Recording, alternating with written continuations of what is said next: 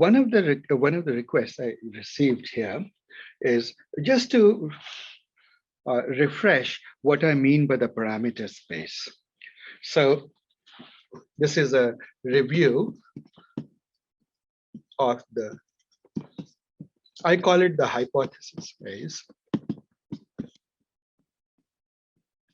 or the parameter, more conventionally, it is called the parameter space. So let's do this review. See, suppose you have data, and let's go back and create data. Absolutely white, more colors. Okay, let's say you have data like this once again.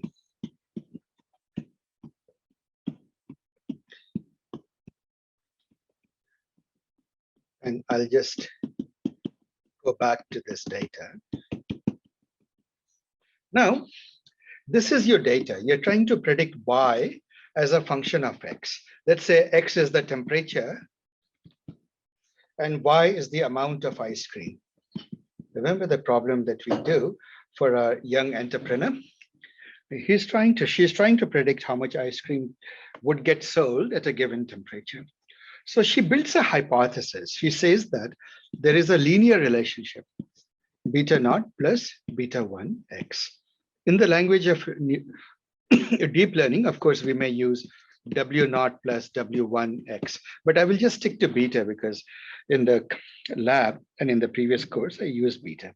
So now you can say, let's see, there are many hypotheses. You can hypothesize a solution that says, this is the relationship. This is hypothesis A, this line. It says that the higher the temperature, the lower the ice cream you would sell, right? Another hypothesis could be like this, that no relationship. It's called the null hypothesis, B. Null hypothesis. Null hypothesis says that the amount of ice cream that you sell is invariant of the temperature. Temperature has nothing to do with it. Can that happen? It depends on the predictor. So for example, the amount of ice cream that you sell doesn't depend on, let's say, what is the ratio of consonants to vowels that some politician used in his speech on that day. Quite unlikely, right? So that is a feature that is not a predictor that is at all related to the amount of ice cream. So hopefully, God forbid the day when ice cream sale depends upon the fickle speeches of politicians. Right? Let's say that you have another hypothesis that goes like this. Oh, sorry. Let me use a different color. That goes like this. Pretty steep hypothesis. And let me call it C. And then let's have a hypothesis. Let's call it D. Now, which of these hypotheses looks to be the more likely, that intuition tells you is the best of these hypotheses? D. D. So you would say that hypothesis D is better than, I'll just use the symbol greater than, the hypothesis. What is the next best hypothesis? Hypothesis C is better than hypothesis B is better than hypothesis A, roughly speaking, right? And so you would imagine that the loss for D, the errors for D, will be less than the errors for hypothesis C, would be less than the errors for the hypothesis B, would be less than the errors for the hypothesis A, isn't it? Losses. So far, so good. This is common sense, isn't it? If you say hypothesis D, then it should have the minimum error. Now observe one thing. For each of these hypotheses, there's a different value of beta naught and beta 1. So if you look at the space of, no, sorry, let me use the white color. Um, Now look at this. This is beta naught, the intercept. This is beta 1. It's a completely different space, which I call the hypothesis space. And for reasons that you will see why I tend to call it the hypothesis space, more traditionally called the parameter space in textbooks. You realize that if every line here, whether it's the yellow, the red, the blue, this thing, they all have a value here in this space. For example, the green line has a negative slope and a positive intercept. So what is it?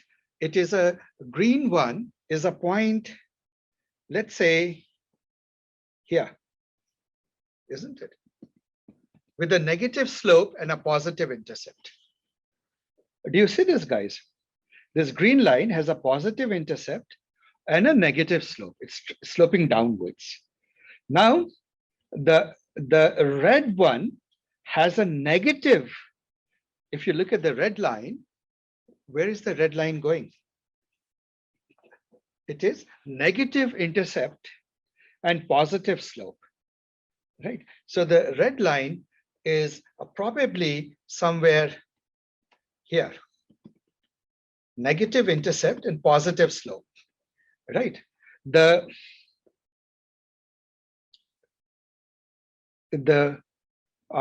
peach colored line has zero slope, but a finite intercept.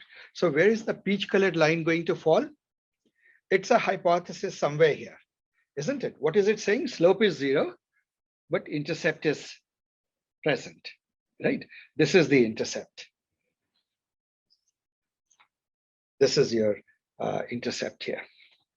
And what about the yellow line? Yellow line seems to imply a slightly negative intercept and a positive slope.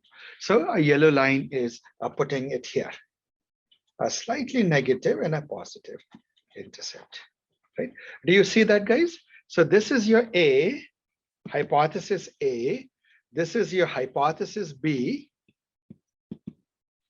This is your hypothesis C.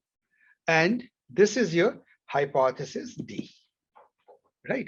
And you can see the relationship here. Let me do it.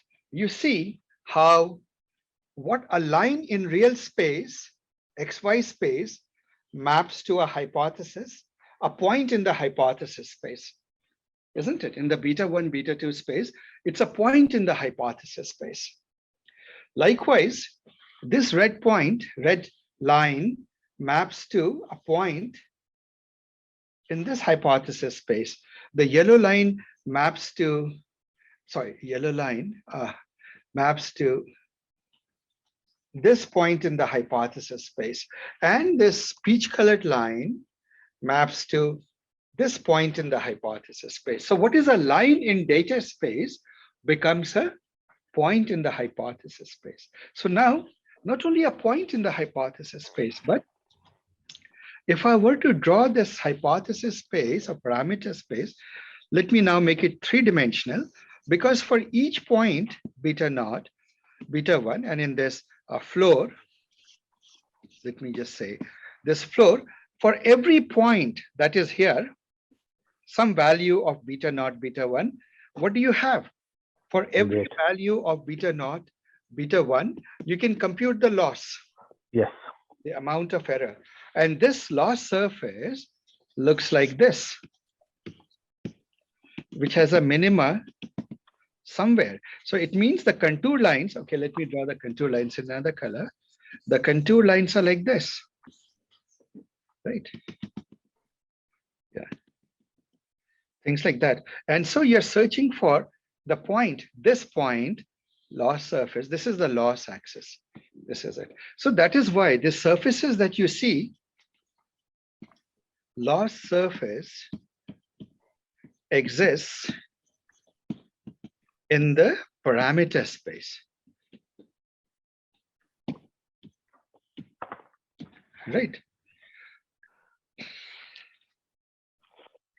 parameter plus loss space plus loss space, because the vertical axis is the loss.